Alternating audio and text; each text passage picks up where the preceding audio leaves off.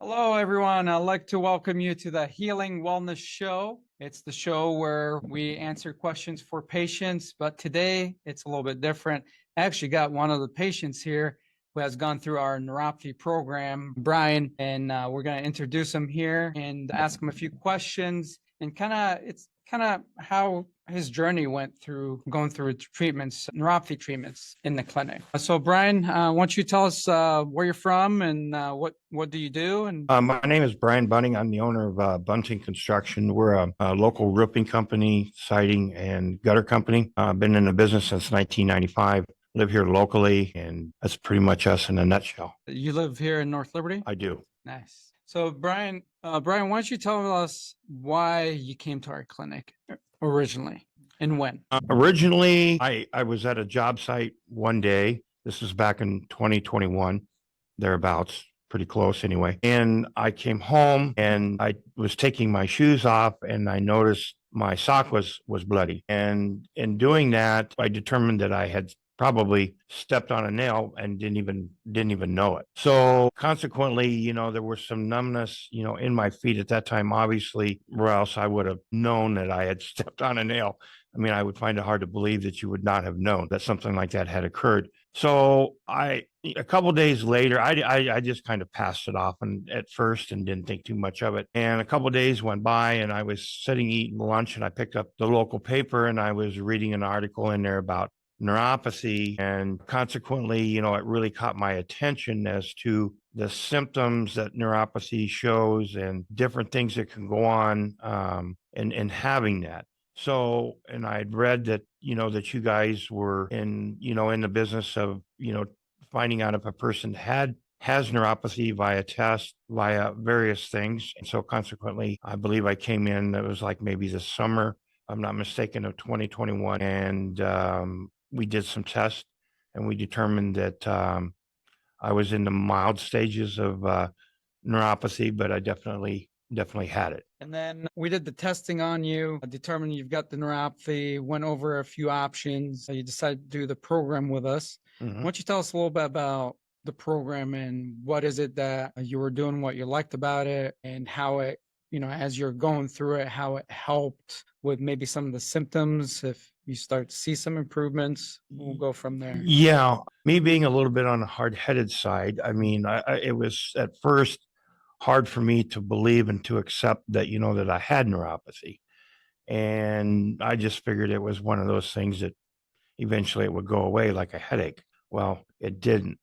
So, you conducted obviously various tests, sharpness, poking and stuff like that to determine probably the severity of it. And once we got all those scores and stuff from that and some other testing and stuff that was done, then you put me on a pretty complex program, not only nutritionally, from a dietary standpoint as well, and cautioned me to try to stick to some of the supplements as well as the dietary thing and, to come in and follow a regimen, which I did for, I think it was probably a strong period of maybe 5 or 6 months, if I'm not mistaken. And I could feel some improvements, although the neuropathy had kind of escalated itself from the different levels of what you have from a level 1 up to a level 2 and 3. So basically it had went from the bottom of my feet, worked up and was starting to get into my legs, which is,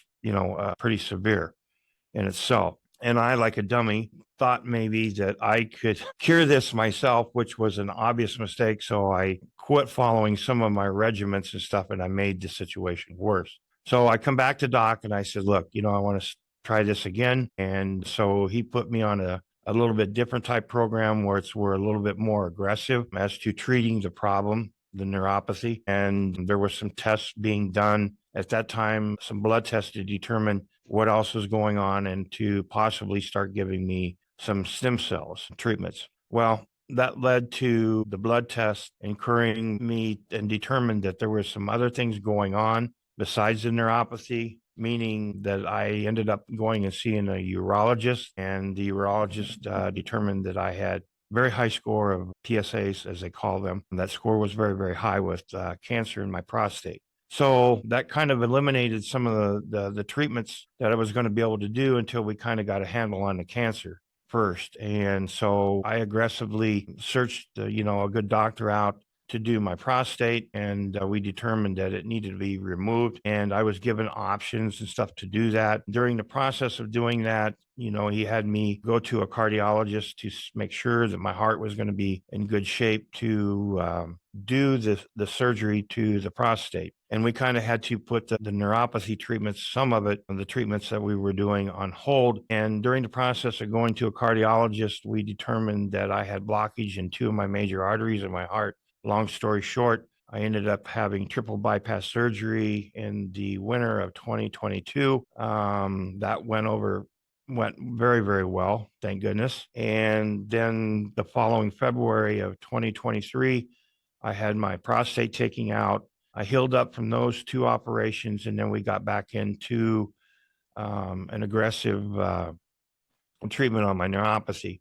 And so consequently, during this whole process of, having the surgeries and, the time lapses where we wasn't maybe necessarily doing the aggressive treatments that we wanted to do, it was determined also that, I was going to have to do some radiation because we got 99% of the cancer. But during the radiation treatments, doc felt that may kick the neuropathy back into a higher gear, which it kind of did. But now that we're done with the radiation, and I have been doing 2 times a week treatments for the last year and a half, and have been religiously following my appointments, I can sit here today and tell you that my feet feel remarkably well. I think we still have a ways to go. I can assure you that I will not be missing appointments, and my hat goes off to Dr. Karam and his staff for them sticking with me and encouraging me along the way and nurturing this thing the way that we should.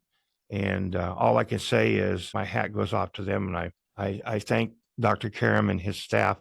They're wonderful people. They're experts at what it is that they're doing. They know what they're doing. And I would encourage anyone that has these symptoms to get it checked out, and don't do what I did and let it go on too long, because it's going to get into your leg, and then that's going to make things worse. There's really no symptoms I don't feel into my legs and hands. I mean, there's some tingling from time to time, but it's not like the numbness and stuff and the clumsiness that I had as far as my balance, not only in my feet, but in my hands as well, because I would drop things, something terrible. And that's just something that I've always been a very coordinated person. But all I can tell you is that if you have signs of neuropathy, I would highly recommend that you come in and get tested to see what your severity is. And by all means, follow their guidelines that they give you. That's going to be paramount that you do that, because if you don't, and you don't follow the instructions that the doc and his staff give you, then there's really no sense in doing what you need to be doing. And it's not going to go away on its own. That I can promise you. It'll only get worse. And I would advise you to not let that happen. You've experienced that because you Which- started, remember, you kind of veered off, and then we had to bring you back on the wagon, and that's where you kind of followed it. By Right. following it to the T is what Right. I always say. You put the effort in, you get Yeah, it out. by all means. And I honestly feel that had I not done that, then this situation and my other health issues could have possibly have been a lot worse than they were. This last year has been a real challenge, but I've made it through all the difficult times. And I can assure you that I will not be giving up until this is completely gone. All I can tell you is there's a lot of feelings starting to come back in the bottom of my feet, which tells me that the program that I've been on and the journey that I've been on, had I followed it from the get-go, I probably may or may not have had to go as long as I have this time. So the important note is to follow their guidelines and to do what they tell you to do. Because if you're not going to do it and you haven't disciplined yourself or not going to discipline yourself to do it, there's no sense in coming in here, because it's not going to do you probably any good. You've got to follow the regimen. Now, since you've kind of came back multiple times, because, we've taken periods because we've found things that, from your blood work and stuff like that. But do you feel like every time you came in, it was the same regimen, or was it customized to what's new for you? It's a little bit of both, I would say. All I can honestly say, as I've said already, is following each of those steps. I think any and all of those steps that I have done, I think they all interact together and helping to get where you want to be, and what your expectations are, what my goals are, and my expectations as well. All I can say is there's a regimen to be followed. If you don't follow that regimen, or you jump off the bandwagon, so to speak, you're only hurting yourself. And I found that out the hard way. So consequently, whatever Doc and his staff come up with, I have no reason to doubt what it is that they're doing, because I have vast improvement. And I think I'm well on my way to hopefully curing, that may not ever happen in its entirety. All I know is I feel a heck of a lot better than what I did 2 years ago. Let's go back to the blood panel. Now, if we didn't do the blood panel, right, why didn't your medical doctor or regular doctor would have picked up on your like PSA or your heart condition or anything like that? Because without doing that, do you think you would have been here today? I can almost guarantee you I would not be sitting here today had it not been for Amanda and the blood test, and you encouraging me to go see a regular doctor, and the follow up per Amanda's request to go see a cancer doctor, which I did. I feel in the high 90 percentile. Had I not done that, I would have died of probably a massive heart attack. There had been some smaller symptoms of, some heart pains and stuff. I've just always been one of those kind of guys that have always been very, very healthy, thank goodness. And I just ignored some of the symptomology. And so it all came to fruition. And had I not followed the doctor's instructions and your recommendations and Amanda's recommendations, I can assure you I may not be sitting here today. I'm a firm believer of that. Well, we're glad you're still around, Brian, and I'm pretty sure your wife is as well. Oh, sure. 'cause I know how much she nags on you. Like we said, it's Yeah, for it's love. only because they care. I Yeah. understand. But our patients here, we love to treat them all like family. Brian is part of the family, and I mean, he's actually treated the whole staff a few times to hockey games, and but that's the appreciation. Yeah, it's the love love. and the respect that I have back to them, Yeah. because if it wasn't for them and all the medical staff, very, very fortunate. And I'm very thankful that, I have people that care about me and have treated me the way they have. And I can honestly sit here and say that their program works. But you have to follow the regimen and you have to discipline yourself. What do you think, Mark? I like that. One of the things that I would probably add is seems like he's doing better now. I would maybe ask, from 1 to 10, what would you say that you were from 10 high, 1 being low? What would you say that your pain level was, and where would you say your pain level is now for today? My pain level was definitely. Let me ask you that question. So Brian, tell us on a scale of 0 to 10, 0 not feeling anything, kind of like your numbness, how you felt before, 10 feeling awesome, feeling everything. Where would you put yourself when you first started on that scale? And then where would you put yourself now? Well, if 10's the best, I would say I wasn't even remotely close to that. When we first started, it probably was almost a 0, if not a 0. And we had to build from there. Consequently, I can honestly say now, through the past 2 years, and that's a long time. But, again, I wasn't always following directions. I fell off to the side and thought that, that this thing was going to be curing on its own and being bullheaded. And that was the worst thing that I could have possibly have done. So that feeling got worse. It didn't get better, if that was possible. But today, I would say, as far as pain is concerned, as far as my balance is concerned, that type of thing, I want to say we're high 7s. We got a ways to go. There's no doubt in my mind. I just know, knowing what I know about myself and my feet and how it was before, I can walk around barefooted and it doesn't hurt. Whereas before, if I would try to go outside and walk around on, say, asphalt, for instance, it felt like I was just walking on a bed of nails, and it didn't feel good. So I couldn't walk without having shoes on. Now I can. And it still tingles and hurts. If you hit a sharper object or something, it still lets me know that it's there. But I believe that, the nerves are trying to heal. I just, I think there's going to be, time yet. How much longer? I don't know. But I can say this, I don't care how much longer it is. And if it has to be an ongoing thing for next couple of years, I'm prepared to do it because believe me, neuropathy is not a fun thing. If you have it, I would highly recommend that you seek out Dr. Karam and his staff here because they're going to do what they have to do to get you better. And they're going to ask a lot of hard questions and you're going to probably make you want to do some things that you may or may not want to do every day because not only do you come to the office, there are things that you have to do at home and you have to work in all his programs that he does here in his office, as well as the programs that you should be doing at home because it's all going to help you get better. And if you don't follow any of that stuff, then I couldn't guarantee you what your consequences are going to be. Awesome. So let me just ask you a question. So when you first came into, we'll just let this flow, Dr. M. When you first came into Dr. Mo's practice, what would you say your level was from 1 to 10? What number would you say as in pain? Were you a 3, a 4, or 5? 1 being good and 10 being bad, or Yeah. vice versa? Vice versa. 8 or 9, no doubt. Okay. And where would you say you are right now at this? Well, then 1 being the best, I mean, I would say that I'm about a 3. Wow. That's awesome. And Oh, there's been huge improvement, believe me. There's one particular thing that they do with the bottom of my feet, and it's called the Graston. The Graston, and I've had it done. It's a pretty aggressive technique, Right. and it hurts like heck. When I first did it, just the other day, would have been the first time in probably a month or so, and it hardly hurt at all. And I mean, there's still some tenderness there, and there's probably going to be for a while. All I can tell you is that pretty much told me that what we've been doing and what we're continuing to going to do are helping my nerves get back to where you want them to be. I mean, there's the tenderness and the pin needle effect. Trust me, it doesn't feel good, and it's not a lot of fun when you're trying to walk around a house and if you step on something, you're going to know about it.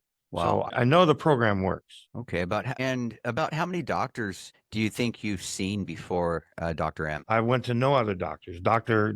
Karam is the only doctor that I've been to. Let me back up.